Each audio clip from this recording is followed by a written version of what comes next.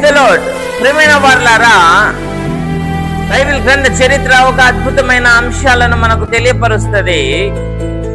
అన్నల చేత తృణీకరింపబడి, అన్నల చేత అపహసింపబడి, అన్నల చేత బాధింపబడి, అన్నల చేత గుంటలో పడవేయబడి, అన్నల చేత అమ్మివేయబడిన యోసేపు జీవితాన్ని మనం గమనిస్తే ప్రతి పరిస్థితిలో కూడా ఆయన దీనత్వాన్ని కలిగి ఉన్నాడు.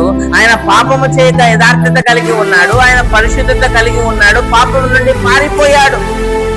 కనుక యోసేపు జీవితము బానిసత్వపు జీవితము నుండి ఆ దేశ ప్రధానమంత్రిగా ఎదిగేలాగా చేస్తుంది. కనుక ఈనాడు నీవు కూడా ఏ పరిస్థితిలో అయినా కూడా దీనత్వాన్ని, దయాళత్వాన్ని కలిగి ఉంటే, పాపము చేయక పారిపోతే, దేవుడు యోసేపును ఎలాగైతే ఆశీర్వదించాడో అలాగా నిన్ను, నీ కుటుంబాన్ని కూడా ఆశీర్వదించును గాక. ఆమేన్.